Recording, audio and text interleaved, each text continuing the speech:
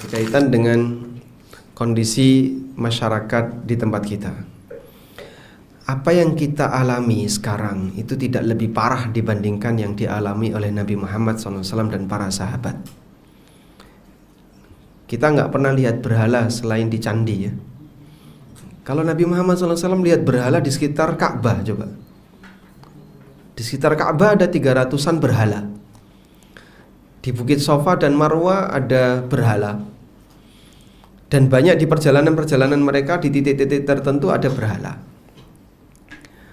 Kita tidak melihat ada orang yang mabuk di sembarang tempat. Hidup mereka penuh dengan nuansa khamr, sehingga mabuk di sembarang tempat itu hal yang biasa. Atau ada orang yang punya kebudayaan zina dan itu dilakukan terang-terangan. Sebagian di antara mereka melakukan seperti itu. Dan masih banyak pelanggaran yang lain, termasuk kezaliman-kezaliman yang terjadi di masa jahiliyah. Maka kalaupun lingkungan masyarakat kita yang kita lihat saat ini ada banyak sisi pelanggaran, tapi saya kira tidak lebih hebat dibandingkan pelanggaran yang terjadi di masa orang musyrikin jahiliyah. Dan ini satu kenikmatan tersendiri bagi kita. Artinya peluang untuk berdakwah bagi kita itu tidak lebih ekstrim tantangannya dibandingkan yang dialami oleh Nabi SAW. Selanjutnya berkaitan dengan bagaimana cara kita bersikap. Berkaitan dengan masalah menyikapi orang, tentu ada banyak pertimbangan. Pertama, kita perlu mengenali suasana lingkungan, mengenali orang ini siapa, kemudian bagaimana ajaran agamanya, dan seterusnya.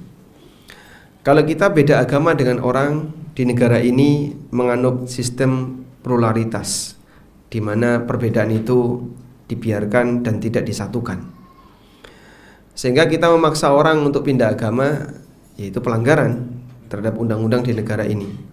Tapi tidak dilarang untuk mendakwai, mengajak. Maka bedakan ya, kalau memaksa nggak boleh, kalau ngajak nggak masalah.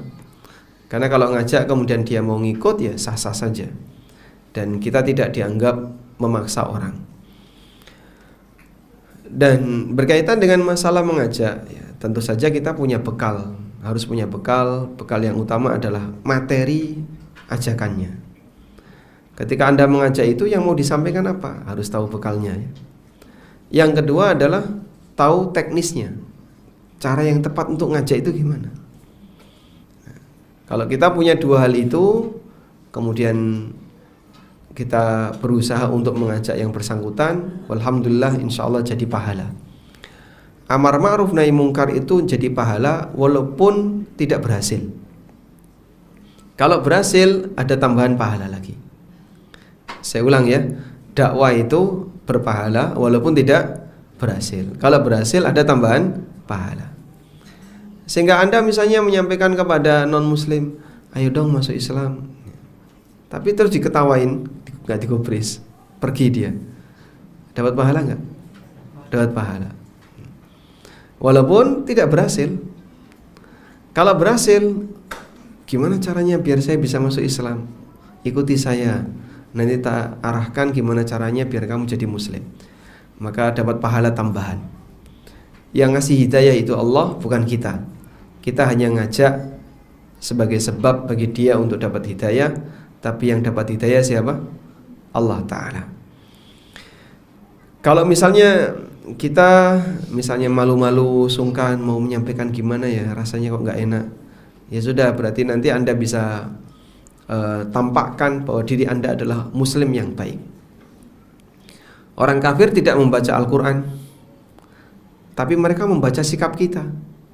Oh, kayak gini muslim itu ya, orangnya ramah, baik hati, saya di sini nggak pernah diganggu, saya merasa aman ketika bertetangga dengan dia, bahkan saya kadang dikasih ketemu menyapa. Bayangan saya mereka itu menakutkan ya. Ternyata mereka lucu-lucu misalnya ya. Nah, dengan demikian kan paling tidak dia punya stigma yang baik terhadap agama ini, agar kita tidak menjadi penghalang bagi indahnya Islam. Karena Islam itu agama yang sangat indah, maka jangan sampai kita sebagai muslim menjadi hijab keindahan Islam. Wallahu a'lam.